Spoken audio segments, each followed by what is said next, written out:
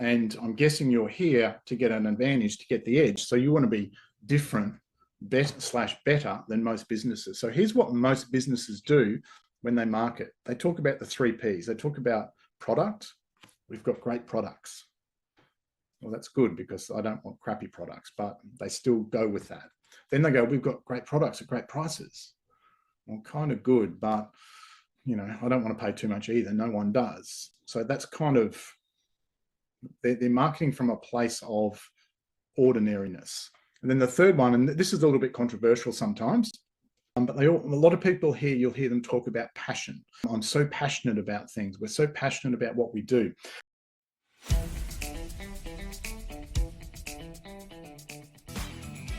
This is the Business Owners Smashing It Online podcast for entrepreneurs and business owners looking for cool online tools, apps and strategies to make business easy online. My name is Nick Cree and I'm your host.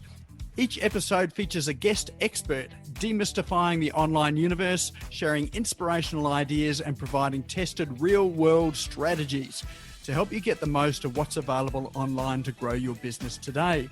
Don't be a slave to your business, get your business working for you. Subscribe now and get some great content and ideas for you and your business today.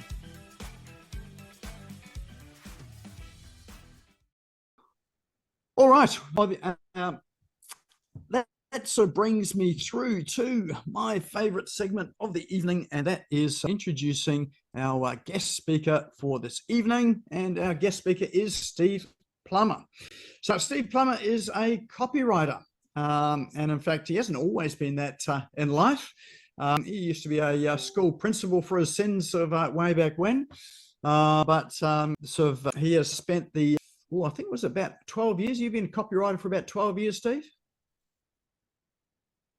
Yeah, since 2009, mate. Yep. 2009. So there we go. So, and he's been writing for probably about 60 different niches in business. So he's got a sort of a wide breadth of knowledge. And I think that one of the things that really illustrates is that you actually don't need knowledge of the industry in order to be able to write well. You can learn the industry and then sort of craft your copy around that industry as well too. So Steve does have a knack and a talent for those, creating good copy. You've probably read some of his copy if you've read some marketing materials from some of the sort of companies he works with. But certainly he's the go-to person that they keep coming back to. So he's here to talk to us tonight about how to write high-converting copy that attracts new business and customers in 2024. So let's put our hands together and welcome Steve Plummer.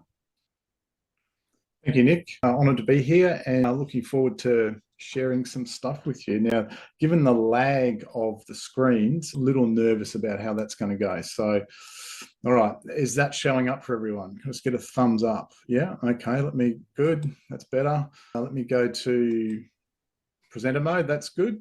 So we've got audio and we've got screen, we're good to go. All looking good, Steve. All right, fantastic. Okay, make sure you got pen and paper, guys. Going to need this. Rightio. So here we go.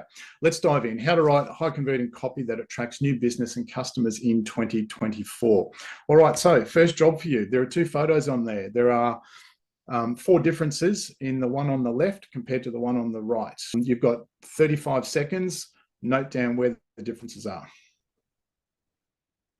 And when you've got all 4 of them, put a 4 in the chat.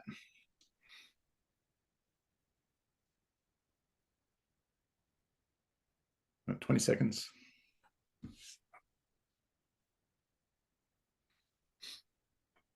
Ten.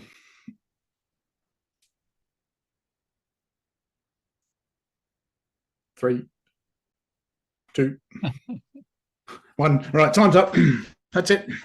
Time's up. Who reckon they got all 4? Anyone get all 4? All right, here we go. Here are the answers. Who'd like the answers? Okay, so number 1. On the left-hand side there, you can see the little steeples missing from the building. Number 2, the clock is different. The time on the clock is different. Number 3, the number on the bus is different. And number 4, the cloud is different. And you might be going, well, hang on, this is about copywriting. Why are you showing me a photo that's got some changes in it? Here's the thing, right? And it gets back to how to craft copy. If I hadn't have said anything, you may not have seen the difference between those 2 photos. Yet me pointing out some things to you, you actually now are looking at those photos very differently. And so what I want to share with you tonight is a way of looking at words in a very different way so that you see things differently. And if that's going to be useful to you, the next 45 minutes are going to be a fantastic use of our time. So it's a little bit like the red pill, blue pill. You know, I'm giving you, I can't remember from the movie The Matrix, we've all seen it. They get the red pill, I think, and they see things differently. It's a little bit like that. So the whole photo thing is for me to give you different ways of looking at not only your copy, but other people's copy. And so my big promise to you is that tonight, after the next 45 minutes, you won't look at your own words or anyone else's copy for that matter the same way ever again. And if that's achieved, then it will be a very good use of your time over the next 45, 50 odd minutes that we have together. All right, so my story in 3 slides. So I'll begin the story now. This was circa 2005. I'll demote myself a little bit, Nick. I was a high school deputy principal, not a principal. So this was about 2005. I was able to get away from school to go to one of those parent kindergarten things. But I'm smiling in that photo. But if you look at my eyes, they're really, really unhappy. And the reason for that, I was in a lot of pain. I hated doing what I was doing. I was leaving home at 5:30 in the morning to get to school, getting home about 6, dealing with a lot of conflict, a lot of energy, 100 and something staff, over 1,000 kids, a really tough job. Back then, I was earning, I don't know, about 90 grand a year, working my ass off. And it was a really unhappy time. It's okay though, things worked out all right. That's my family these days. We've all grown and moved through that. But I start my story there because what I want to show you is that the difference words can make to someone's life. And example number 1, the other thing that I was doing when I was teaching, I was also a boxing journalist, and I write for the Fist magazine, World of Boxing and others. And you can see the byline, my byline is there from that story. Daniel Geale is a real deal. Now, Daniel Geale went on to become a world champion, but before that story appeared, he had no ring name. And, from the hype and the flashiness of boxing, that everyone to complete them has to have a ring name. And so that was my headline for Daniel Geale. And from the moment that story appeared, he was the real deal, Daniel Geale, and he went on to become a world champion. So the power of words and the importance of this cannot be understated. Just as a little bit of fun too, I've also been a boxing ring announcer, and ladies and gentlemen, fighting out of the red corner from Cairns in North Queensland, blah, blah, blah, blah, blah. So I do have a little bit of a boxing thing going on with me. But one of the things I do say is that words are spells. You might want to write that down. It's a really interesting concept. I know it sounds very woo-woo, but I put that down there because I ask you to think about, what are you spelling into your life with the words you say to yourself in your mind? What results is that producing? What about the words you say to your partner, to your kids, to your staff, to your clients? Every word that we use, whether it's spoken or unspoken, produces something in our lives. And so words are spells is a really interesting little catch cry to catch yourself about what is going on in your mind and how am I presenting myself to the world. And the phase of that for me is unhappy in my work. I read a sales letter one day that put me in a room in Sydney, and it was a seminar run by the late, great Ted Nicholas. He was my first mentor in copywriting, and sitting up the front of the room was this nerdy guy, and he said, I work from home, I have 4 kids, I work my own hours, and I earn 6 figures. And I was down the back of the room. I was working my butt off in schools as a deputy principal, working big, long hours. I wasn't earning 6 figures. I was hardly seeing my kids. And it was just like, wow, that moment of him, it was Rhett Thompson, him saying that, I went and beeline for him. And I said, you've got to teach me what to do, what you're doing. I mean, I think they call it stalking and stuff now, but back in those days, it was a bit different. But the really interesting thing, it was just that one sentence actually changed my life. And also the words that put me in the room beforehand also changed my life. So I say that on a number of levels at the start, just to get you thinking, I guess, differently about how you're showing up in the world. And it all starts with the words that we are using, because words are so powerful. And in many ways, words are also life and death. And I know that sounds very dramatic, but you think about it, if you tell a little kid that they're useless and no good and going to be, a failure in life, that's what's going to happen. If you tell them that they're a genius and they're going to work really well, et cetera, et cetera, et cetera, that's a good chance of what's happening. And so I encourage you to be really, really mindful. And if I can expand your thinking about how you use words in your business and in your daily life, then for me, that's job well done tonight. So I'm talking about copy, but I'm also talking about the words we use and the energy we bring to our lives. And I share that photo. That's me as that was me rather on the first day as a professional writer back in 2008 or 2009. I can't remember the year. Also smiling, but a very different set of eyes there compared to the first ones. There was no pain. There was just excitement and energy moving forward. So that's my transition or change from a really unhappy time in my life into a time that was very expanding, and words were the vehicle, and words changed my life. And I know words can change your life too. And I'm going to be sharing some things that can help change your business as well. So here we go. Here are the 7 things I want to cover with you. So number 1, the key marketing principle. This is really, really important. Number 2, where you market from. And as I said, to get you thinking differently about how you show up in the world. What gets attention these days? Why you've got to do this one thing, otherwise it's over. Content ideas made easy. An AI hack to get to know your market better. It's only a really short segment, that one, but it might get you thinking differently about using AI, or at least a little bit of a different angle on it, and also the mindset needed to market today. And one of my sayings is the guru is always right, except when they're wrong. And I extrapolate that a bit to marketing, and every single thing always works in marketing, except when it doesn't.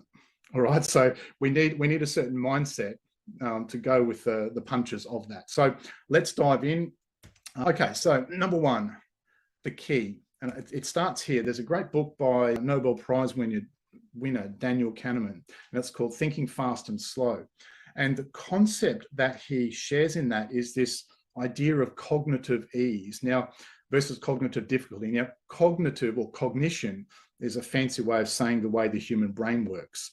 And what he says that when there is cognitive difficulty, acceptance is low. So another word for cognitive difficulty is friction.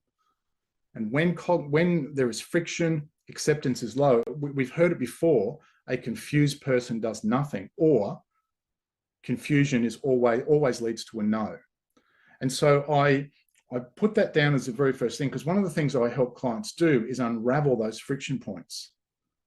If we can make things a smooth journey for our clients, it gets them coming. It obviously makes the first sale easier, but gets them coming back again and again and again. And everyone knows the hardest and most difficult aspect of business is getting new business. So if we can make our whole journey frictionless because of the cognitive ease, then that makes a big difference to our conversions and therefore our business.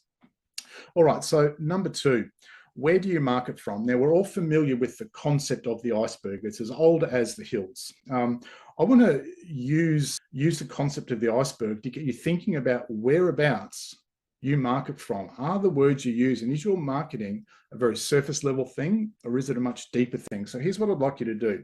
I'm going to be quiet for about a minute, and I'd like you to draw that diagram. So obviously we've got a waterline, talking about above the waterline and below the waterline, then deeply below the waterline. But also when you draw the diagram, write in the letters, because we're going to fill in those blanks. I'm going to be quiet, have a sip of water. I'll come back to you in a minute.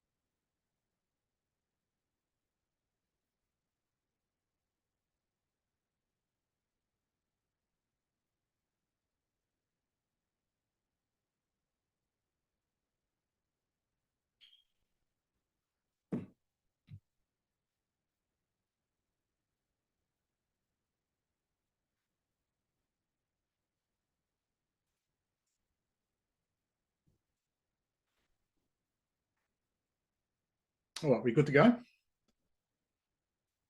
Yep. Okay, here we go. All right, so let's have a look at what this means. All right, so we've got our diagram. So left-hand side, all of those blank letters. MB, most businesses. Write in most businesses, because this is what most businesses do. And I'm guessing you're here to get an advantage, to get the edge. So you want to be different, better than most businesses. So here's what most businesses do when they market. They talk about the 3 Ps. They talk about product. We've got great products. Well, that's good, because I don't want crappy products, but they still go with that. Then they go, we've got great products at great prices. Well, kind of good, but you know, I don't want to pay too much either. No one does. So that's kind of, they're marketing from a place of ordinariness. And then the third one, and this is a little bit controversial sometimes, but a lot of people here, you'll hear them talk about passion. I'm so passionate about things. We're so passionate about what we do.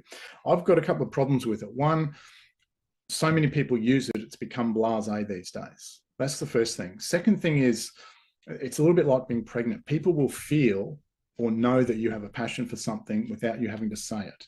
You know, you don't see a lady walking around going, well, I'm pregnant, you know. We know. And so I think it's a word that is overused. And if something is overused, we probably should question whether we should use it. The third thing about passion is the etymology or origin of that word is suffering. Now, that might be getting a little bit woo-woo in terms of the vibration of a word, but I don't want to suffer for anyone or anything. You know, the passion of the Christ, that was the suffering of Jesus. And so there's a lot of surface stuff. You know, we've got great prices, great products at great prices. I'm very passionate about what we do. Everyone says that. So let's go a little bit deeper. The next thing, good businesses. So good businesses go below the waterline. They talk about things like proof. They talk about their track record. And the really good ones also talk about the mechanism that makes their business, their solution, different to / better than others in the market. And the deeper that we can go in our messaging, the more we will stand out and the more we will connect to our market. And the third type of business, the really deep ones, are the market leaders, the ML, the market leaders. And how they market is from a place of unspoken desires of the market. The unspoken desires. I'm not going to go and say that it's really, really easy to find what those unspoken desires are. The first thing I will say is always have your marketing radar up to listen to what people are saying. And you might say, well, that's all good in theory. Give me an example. The example that I use, I've got a client in South Australia. They sell big farm sheds to farmers in South Australia. And I've been working for them for at least 5 years, maybe a little bit longer. About 6 months into that client engagement, in the weekly meeting I have with the client, you know, she was talking about different aspects of the business and how they're targeting farmers, and you know, all the farmers want to be respected in their district and blah blah blah blah blah. And I said, hang on, stop. And she said, what? I said, you mentioned something a little while ago about respect. I said, talk to me about that. And she said, oh yeah, everyone knows that every farmer wants to be the go-to guy in their district, the one that everyone rings. They all want to be the respected guy. And I went, oh man, that's God. I wish you'd told me that like 6 months ago or however long it was, right? Because that was the unspoken desire and the unspoken thread that has driven an awful lot of our marketing. And they have had record month after record month, not just because of that one word, obviously, or that phrase, but when you can talk to people, your prospects, your market, in a way that they perhaps don't even recognize themselves, that changes the dynamic of the conversation, whether it's in words or in print. And I'll give you an example. So respected farmer, when I did that, I did a sales letter. What was the headline? Respected farmer. And, you know, are you in your district considered a respected farmer? No top 5% producer, et cetera, et cetera. You can see it's plain and in their face. You know, the top 5% producer is another way of saying respected farmer. So that particular campaign, it wasn't their most successful. It brought in about 100 grand or something. One of their most successful ones is this one. And you can see there in the subhead, the phrase is respected farmer. And that has been that goes in just about every single communication we have. If it's a longer SMS, email, their mail outs, website, etc., etc. So, where are you marketing from? What are your market's unspoken desires? That's what I always challenge businesses on. Now, don't understand, this is not a really simple question, right? And it's not something that you just go, oh, yeah, it's this. Because it's unspoken, you often have to dig deeper for it. So here we go. A couple of quick questions. I'm going to be quiet for 30 seconds and to get you think about it. There's no right or wrong answer. I just want you thinking deeper about your marketing, where you're coming from. So the two questions: where do you market from most in your business? And then what might be some of your market's unspoken desires? So I'm going to be quiet for 30 seconds, give you some thinking time and get you to take notes. Remember, no right, no wrong answer. It's about expanding your thinking.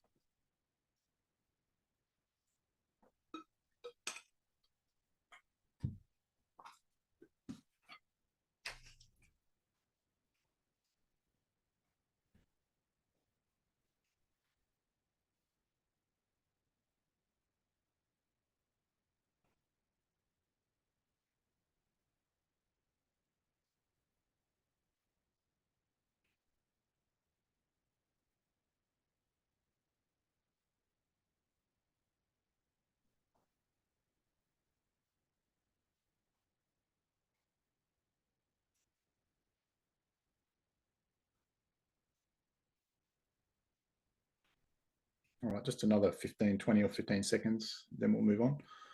Just respectful of everyone's time.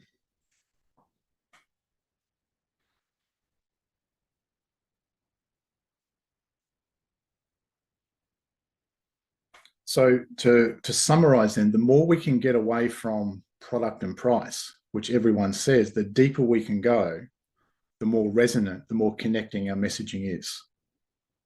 So hopefully that's expanded your thinking about how you're actually showing up and connecting with your market. And who knows, it might be, it's often for me, I'll hear something and then I won't have an answer straight away. But when I'm laying in bed at night, or I wake up at 2 a.m. or in the shower, or when I'm having a walk or whatever, and something might drop in, and maybe it will be for you too moving forward. Okay, let's go to number 3. What gets attention these days? Well, it's pretty simple. It's this: take them to the circus and show them something new. Well, what does that mean? Let me summarize it in one word: novelty. Novelty is a key factor in getting attention. I'll show you a couple of examples of that. Now, new and interesting stuff works because novelty makes the brain release dopamine, the happy chemical associated with sex and cocaine addiction, et cetera, et cetera. And so how novel, how new, how different, how interesting is what you're producing, either for yourself or for your clients.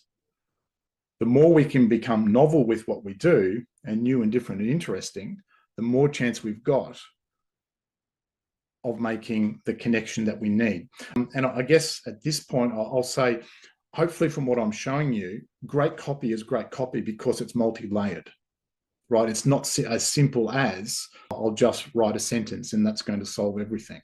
It's multi-layered with multi-different parts of human psychology and buying behavior. And conversion strategies, if you like, that get people to move. So yeah, novelty is really important. All right, you might go, well, give me an example. I'll go to the farming niche again. One of the things that has worked incredibly well to drive that business in, what was it, 21 to about late 22, there were, in those months, there was something like 8 steel price rises in a row. Now, the really cool thing about steel price rises is whenever the price of steel goes up, they can advertise to farmers and say, hey, it will never be cheaper to order a shed now because prices are going up. And because it's an industry-wide thing, there's no BS factor there at all. And understand that the farming market is really difficult to write for, right? Because farmers are very pragmatic. They're no BS kind of people, and you can't pull the wool over their eyes. You can't have any marketing tricks that's going to, get them to spend money. So the challenge is when there was price rise after price rise after price rise after price rise, my job was to, how do you say the same damn thing in a new and different way? So that, because even when there is that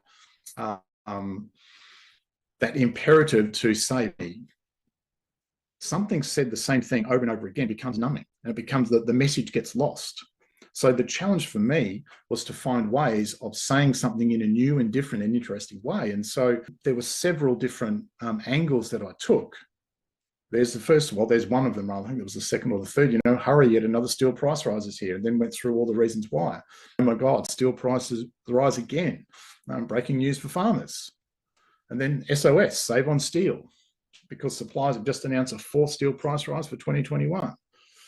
And so there is a sameness to every business and every market. And so I share this example with you to get you thinking about, how can I show up differently at different times if I'm saying the same thing? Again, not a simple answer necessarily. And I just didn't sit there one day and go, okay, I'll just come up with these ideas. I had to sit and think, and I had to ponder, and I had to have that quiet time and that thinking time to work out what's a different angle here, what's a novel or a new way of approaching it. And here's another little tip too. I showed this before.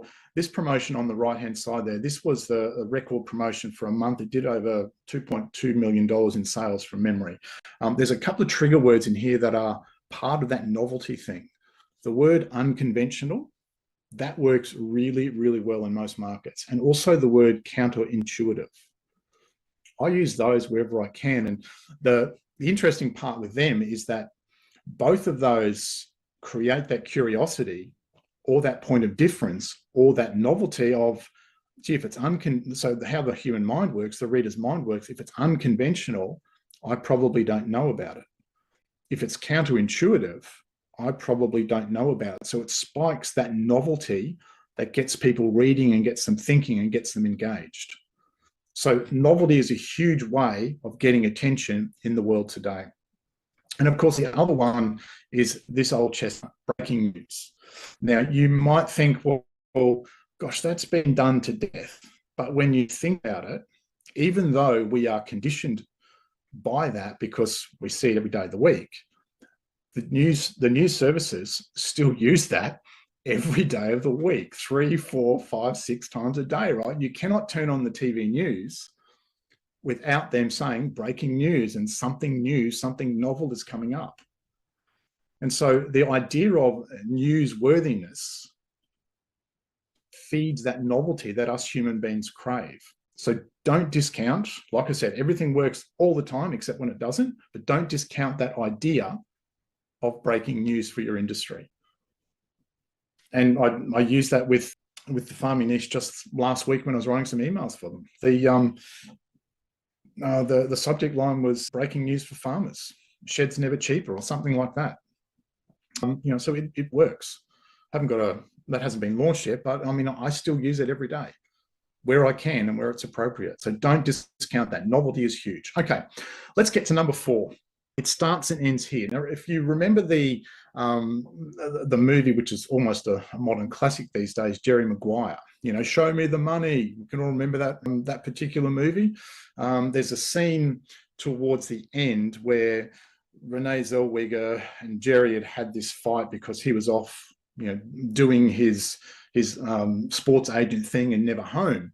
So he'd gone off, and at the home, there was Renee Zellweger, her sister, and a whole lot of their friends sitting around saying how much men are terrible, and Tom Cruise was just like the other ones. Renee Zellweger gets up, goes to the kitchen to get a cup of tea for everyone. As she does that, the front door opens, and in walks Tom Cruise, and he says, "Hello, I'm here to see my wife." She comes out of the kitchen, and he goes over and he starts that beautiful romantic, you complete me, blah, blah, blah. And it was all, and everyone, oh, it was wonderful. And she said, "Shut up, you had me at hello." Everyone remember that scene, right? It's a classic, you had me at hello.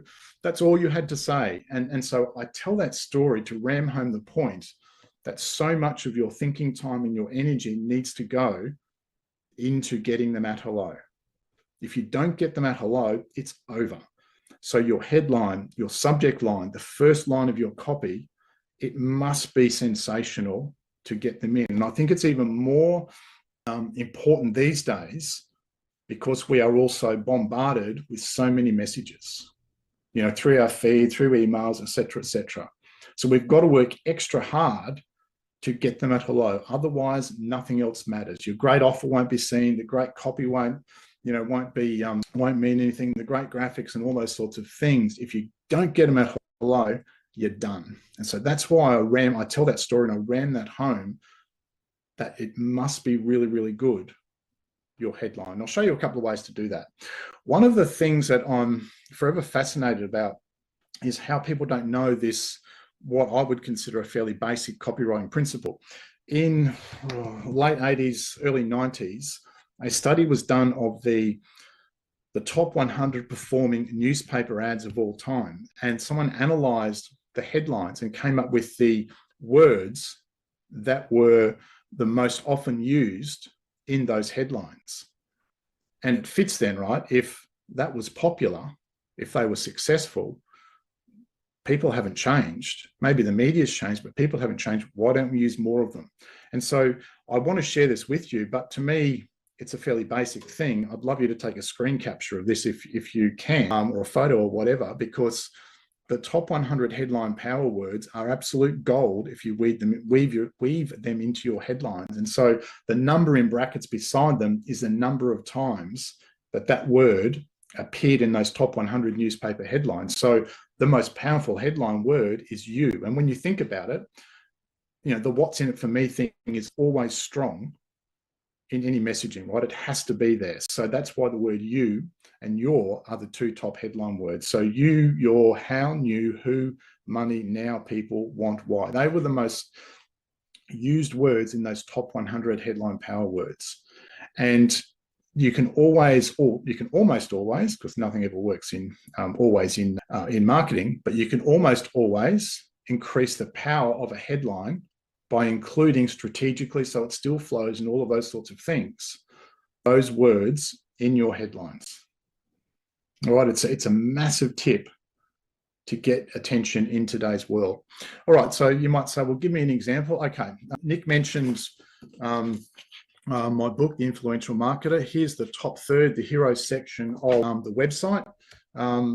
So there's the headline words. Here's your task. How many of those power words do you see in the hero section? I'll be quiet for about 30 seconds and just let you do a quick analysis of that as an example.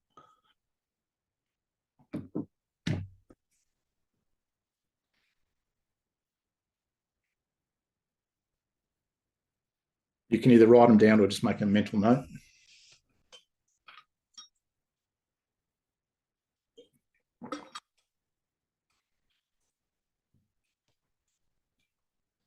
Right, let's see how well you went.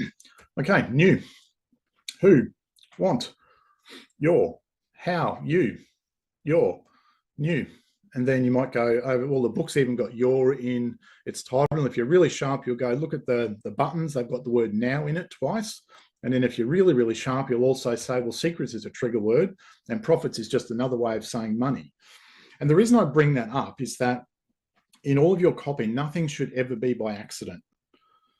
And so I try and weave as many of those strong headline words as often as I can into my headlines. But obviously it's got to still connect to the market. It's got to flow, you know, and it also has to fit the media. You know, online stuff these days on a phone, you're really looking at 3 to 5 words for a headline. If you can nail that, you know, you're doing really, really well. But that's just one example of the importance of using those proven headline power words. Okay, how do you check? And because headlines are so important, how do you check if your headlines are any good? I use 2 pieces of software. This software has been around for, I think I discovered it in about 2015. It's not mine. They're free online tools. I'm going to give you links to those later on. And again, works all the time, except when it doesn't. It's a good tool to check, a little bit like AI, a good tool to use. But one of them is by SharePoint. And it's simple how it works. I'm not going to do a live demonstration because I wasn't certain of the internet given the storms last night and where Nick is. But I'll use the example I just showed you. So all you do is you type your headline in here. So that's what it looked like. New book reveals the secrets to, etc., which you just saw. And then you click find out. And what it does, it comes up with a score like this. You can see there the headline quality score. It's green and it's above 70. So when it's green, it's a good indication that it might be a good headline. It's not a foolproof thing, right? It's an indication to check that you're on the right track. And what I love about it too is that it talks about the strengths of it, and it also gives you some suggestions to improve. It comes up with an engagement score. This is good for the social media aspect of it, an engagement score and an impression score. Just understand these are usually reflexive. In other words, when one's high, the other's low. But if you're doing well with both of those, you know your headline has a good chance, not foolproof, but a good chance of doing well. And so I thought, well, gee, the headline's okay. Let me put the subhead in and see what that's like. Subhead came up with an even higher score, and the impression score was really high for that. So in all the research I did and using my copywriting smarts and then checking it with that particular bit of software, it gave me confidence that it would be a reasonable starting point for the headline for selling the book. So in every single promotion that I do, I will put my headline into that bit of software, and the other one, it measures the emotional value of the headline as well. And so you can tell whether it's it gives you a score, like a percentage score. If it's 33, it's really good. If it's 10, it's not so good. You might want to put some more emotional value into it. And it tells you whether it's what are the four categories, whether it's analytical, whether it's emotive, whether it's quantitative, and one other parameter. But depending on your market, you can then tailor your headline towards that market. So it's a really, really good tool that I use as a check along the way, and I use that with everything that I write. And like I said, I'll show you you can download a compendium from me tonight, and it has those two links in it, which are really, really useful. Okay, and of course, if you want to up the value score of your headline, think of those power words, right? Really important. All right, let's go. Number 5, some content ideas. What I found in the thousands of emails I've written, the social media posts, etc., and also all of the copy I've written, there are some universal connectors. In other words, when you use these in your copy, in your content, they connect, they automatically bond with the audience on I was going to say a subconscious level or an energetic level. I know that's sort of getting woo-woo, but here are the 3 that I find the most powerful. Number 1, water. Now, that might be that you're telling a story about walking along the beach, or when you were sitting, by a pond, or whatever it might be, or there's a photo of water. For some reason, and even if I look at Jeff's background, what's he got there? He's got water. Why has he got water? Water is that universe. It's whether we all love the beach or whatever it is, or it's the flow of water, I'm not sure. But if you can tell stories or wrap stories around water, images of water, it works really, really well. Family, and obviously we all come from families. We've all got families. If you tell stories about families, that works really well. And also travel seems to resonate with people. Now, obviously not so much during COVID, but before COVID and now, travel stories work really, really well. And it's one of the questions that I often get, but I need some more content ideas. Where do I get content ideas from? I'm out of ideas. I can't think of anything else. No, I'm not going to do that, just given the time. I just want to be respectful of your time. So page 5 from the influential marketer. And again, if you want to, by all means, take a screen grab of that. Page 5 of the influential marketer has 11 sources of ideas for content. As I said, family. I've often told stories about my kids, my aging parents, pets. Now, this is a really interesting one, right? I'll give you an example. I told a story from stage in, I'll go 2013, way back then, back in the days of the big seminars, right? And I told the story of, I didn't want a dog because I had 4 kids. I didn't need another mouth to feed. I was a grumpy old dad, etc. But my 4 kids wanted a pet really badly. And I told the story of how my kids marketed it to me and all the things that they did to convince me that we needed a pet. And little Tilly, this white little ball of fluff, this Laser apps across Moodle, came into our lives. She's passed now, but 5, 6, 7 years after that, people would come up to me and go, hey, Steve, how's Tilly doing? There would never, ever be a mention of, hey, all the really cool stuff you taught me or your copy or anything. They all mentioned and they all remembered Tilly. They never said the white dog. They always said Tilly. They always remembered that story. So pets, for whatever reason, whether it's tugs at the heartstrings or what, I'm not sure, that is always a good connector. One of the things I will say too, these are all very personal. So even though you make it about you, make sure that it's also about them, or there is a lesson about them. This next one, your failures, is really important. Brene Brown talks about strength through vulnerability. We've all had failures. We've all stuffed up. If you can be vulnerable enough, given the context of your market, if you can be vulnerable enough to talk about your mistakes, but importantly, how you learn from those mistakes, and that lesson is a benefit to your audience, that is a really powerful place to come from, because it shows your humanity, and that's really important.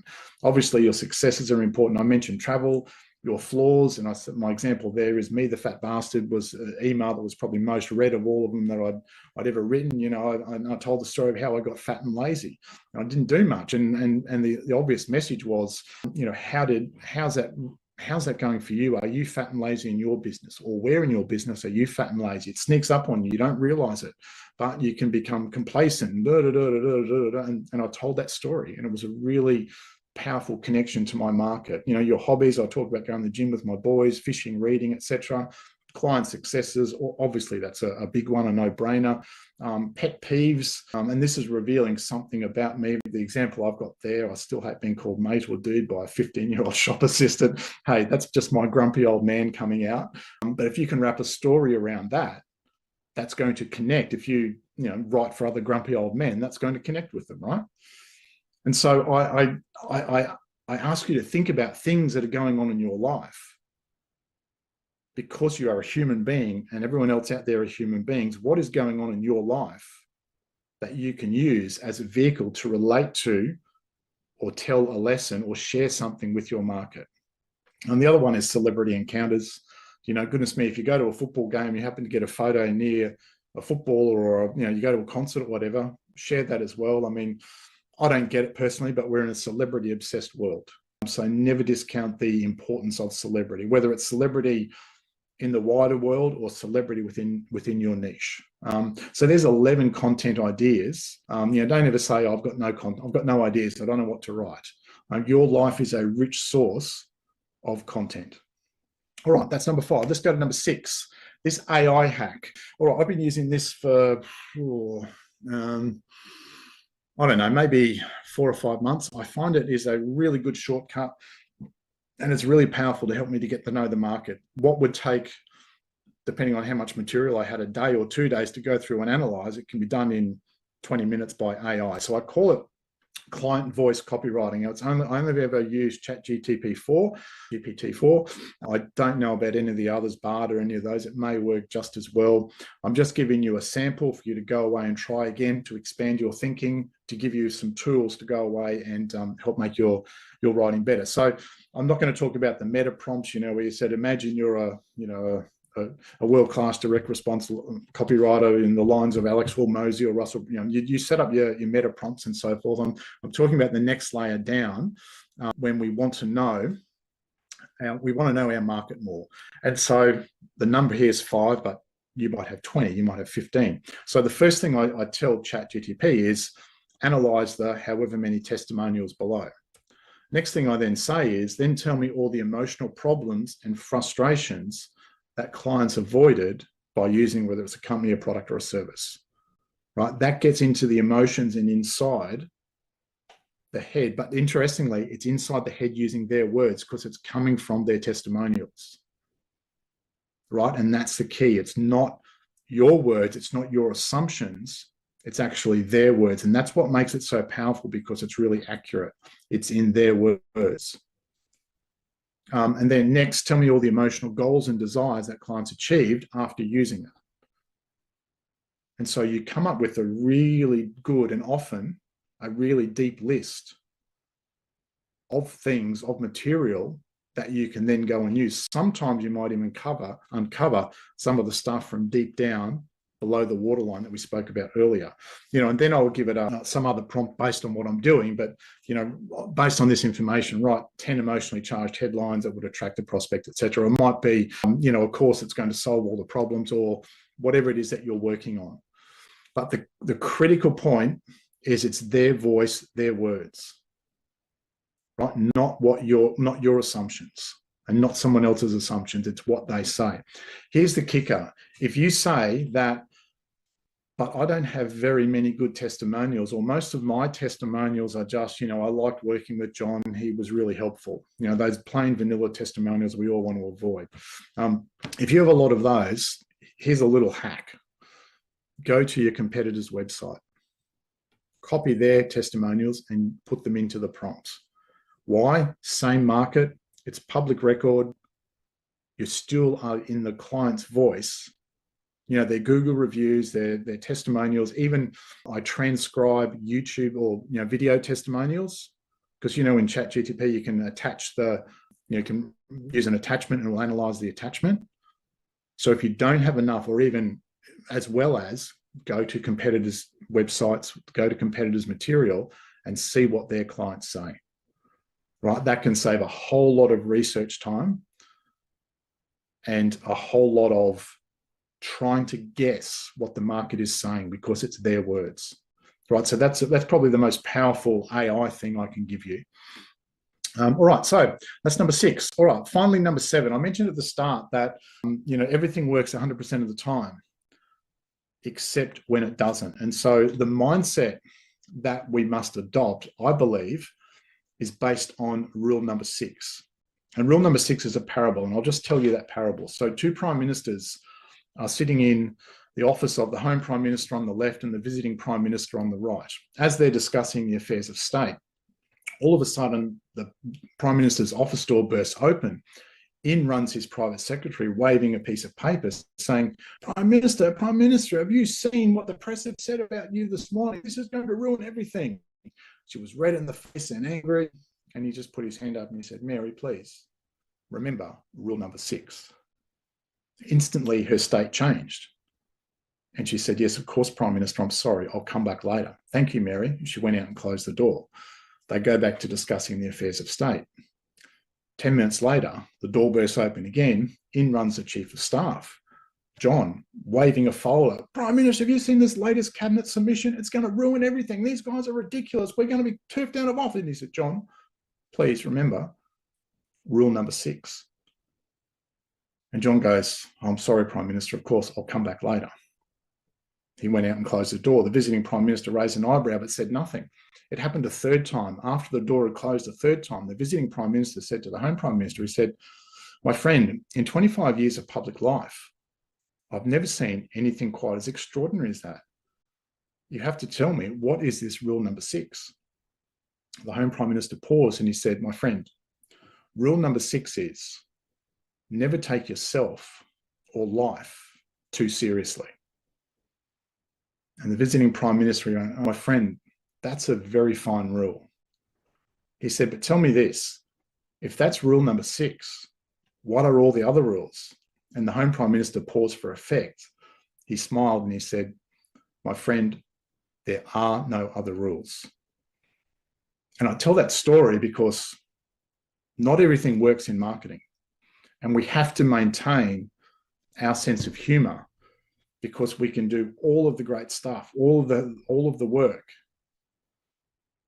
And sometimes it just doesn't work. And if you get a couple of bad campaigns in a row, it can be pretty deflating.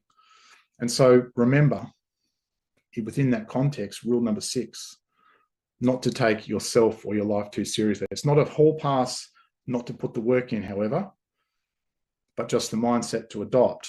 Sometimes it just doesn't work. Because like I said, the gurus are always right, except when they're wrong. And everything works, except when it doesn't. So I just wanted to leave you with that particular story as I guess, an attunement to the world that we live in a marketing sense. Okay, if you'd like some more help, and there might be some questions there, Nick, which we'll get to in a second, but if you'd like some more support or help, Nick mentioned my book, The Influential Marketer, which is this thick thing here, 1 page per day, just a couple of bits of information about it. It's an easy read. One of the problems I find with business and marketing books, they're very linear. You've got to start at the start and get to the end to get the lessons. And then you've got to remember all the other stuff. This is different. It's a page a day. Some of the entries are long. Some of the entries are short, like half a page. It's a really easy read. Just a couple of reader bits of feedback there. Morgan Wayne said this: it's one of the best books he's ever read. He hardly ever reads it, and he's read this one cover to cover. This is my favorite testimonial. Nat Carroll from Noosa, up near where I live. She was page 38. She got the ideas from, and she said that she used the email ideas and she got a conversion. How cool is that? You can, buy a book and it'll get you a new client. And Dobbin Buck, who's runs a big agency out of the US, says that he uses it as a bit of an oracle. So if he's having a trouble of something, he'll open it up wherever he can to get an idea and help him become unstuck. So it's different in that sense. And as Nick said at the start, it's a really good resource to have. People ask me, it's $35 plus shipping. That's the URL. I think Nick's team's going to put it in the chat. One thing I get asked, is it on Kindle or is it on Audible? The answer is no. And the reason for that, for me, a book is a tactile experience. Plus, I believe you get best results if it's available on your desk. Yours will look like that with all the highlighted bits in it so that you can open it up and benefit from it. So that's, if you want that as a support thing, that's a paid one. Now, the free one is this free copywriting compendium. 52 email and headline ideas to supercharge your results. I'll give you 40 plus email subject lines that have worked really well for me. There's a mini clinic on headlines, and that's where you've got the two links to testing the value of your headlines to see if, you give you a bit of confidence before you go to market. It is a Google Doc. I've also included a 6-minute mini training that was just done off the cuff with a group that I'm part of that showed how to write to the average reading age of the Australian population, which is that of a 12 or a 13-year-old, using some of the software that's already built into Word. So all of those things are there for free. As I said, it's a Google Doc. You can scan that now. I believe Nick's team is going to put it in the chat. And that's just about it, about us done. So the key marketing principle, that was the Daniel Kahneman thing, cognitive ease, get rid of the friction. Where do you market from? The deeper you can market from, the more powerful your marketing is. What gets attention? Remember, novelty. It starts and ends with the headline. You've got to put a hell of a lot of time into that. I gave you 11 ways of getting content ideas, the AI hack, and then the mindset needed was rule number 6. So any questions? Or Nick, I might throw back to you. Excellent. Thanks, Steve. I have to say my best takeaway from this here has been unconventional, counterintuitive, and breaking news. So thanks for that. And I have to say, I've got your book here as well too. So I refer to this on a fairly regular basis. One thing I was impressed though is that you've got all sorts of things sticking out of your book, and it's sort of dog-eared. So you obviously use your own book. I do. I run a coaching group. Yeah, I run a coaching group based on that. And so, right, lesson for today is everyone go to page 24, and let's unpack that a bit more. So yeah, that's why it's like that. Yeah. Excellent. All right. So any questions for Steve tonight? Jenny, really enjoyed the content. I found it a valuable content. So thank you. Thank you. Any questions at all? This is a good opportunity to sort of ask away and to get some sort of help there in terms of your copy.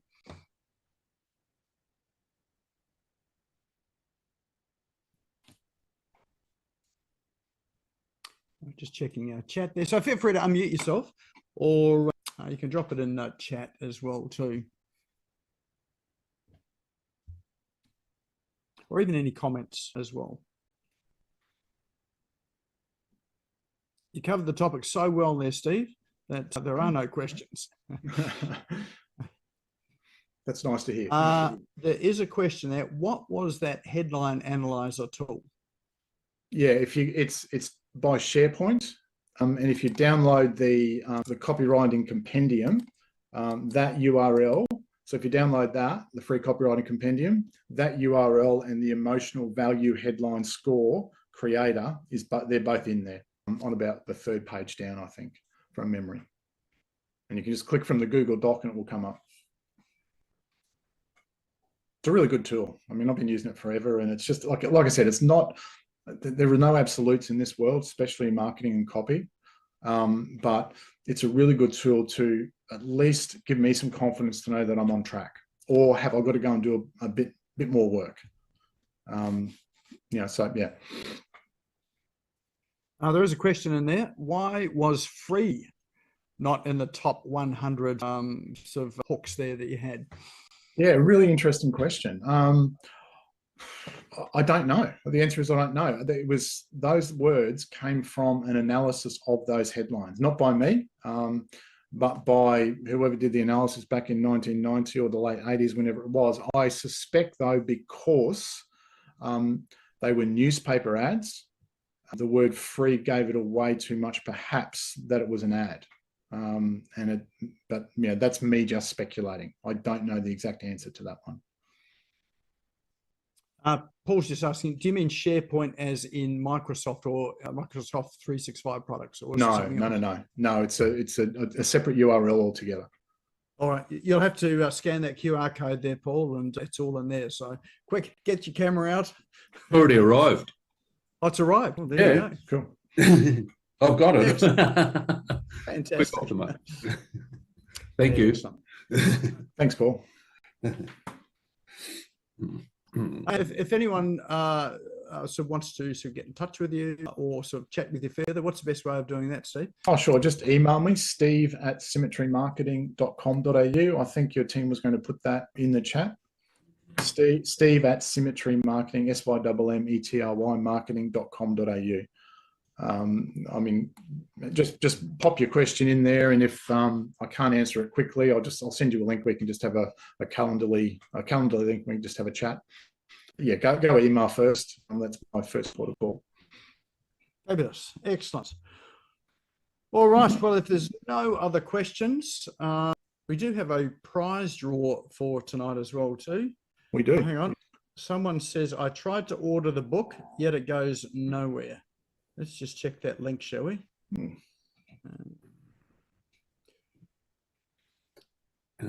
The QR code worked for me to get the compendium. Okay. All right. Just clicking is it the influentialmarketer.org? Yeah. Yeah. Okay. Yep, that's come up okay.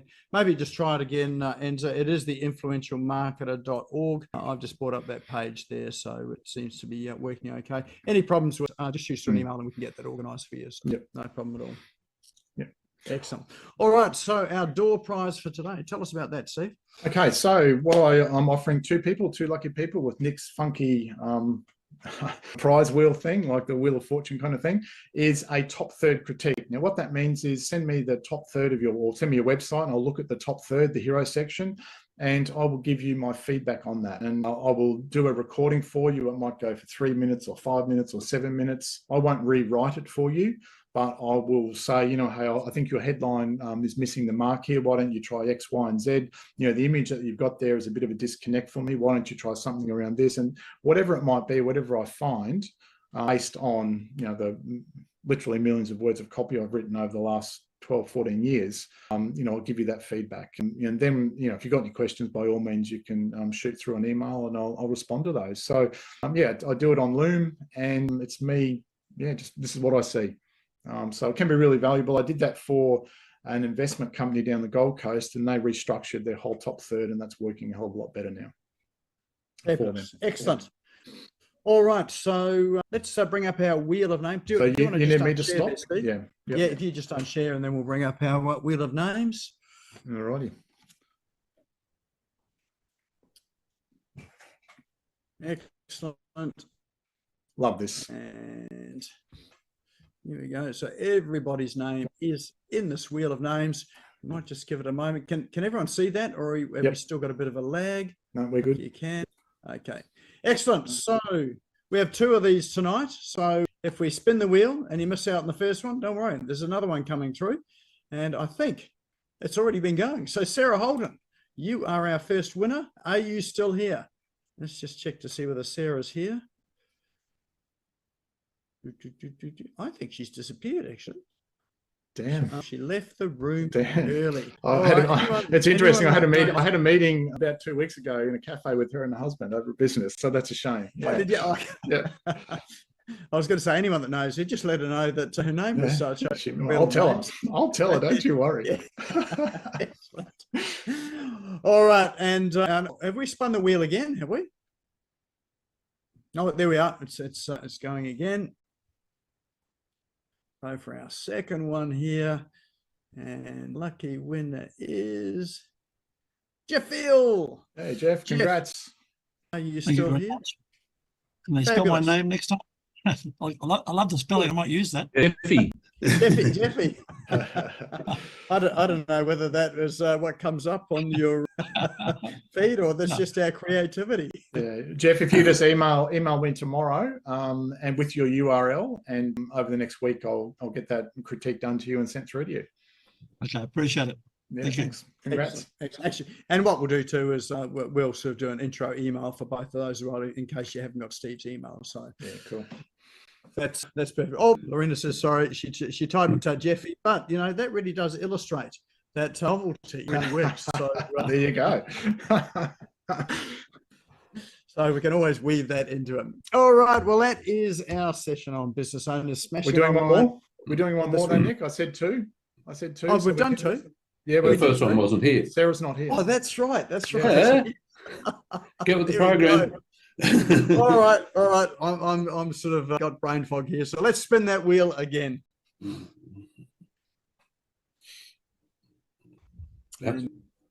Ticking through. And our lucky winner is Gordon Green. Is Gordon here? I'm just looking. That's why he is. There he is. Fantastic. Oh, there he is. Congrats, Gordon. We've just got the red square with the G on. So probably just the best time for me. So excellent. That's cool. Fabulous. Yeah, excellent. All right. Well, we'll intro you to Steve as well. We'll do that by email tomorrow, or you can just email him directly and organise a time. So, yeah. Excellent. All right. Well, that there is Business Owners Smashing Online for tonight. Hopefully you have all got a notepad full of notes to take away to action. I know that I've certainly taken copious notes as well too. Again, if you want to grab that book as well too, I actually use that as a resource now too. So thanks, Steve, for that. I really appreciate that. Mine's personally signed as well too. So it is. I'll personally sign if you order one. I'll personally sign it. I'm happy to. Be an honor to. Excellent. Yeah.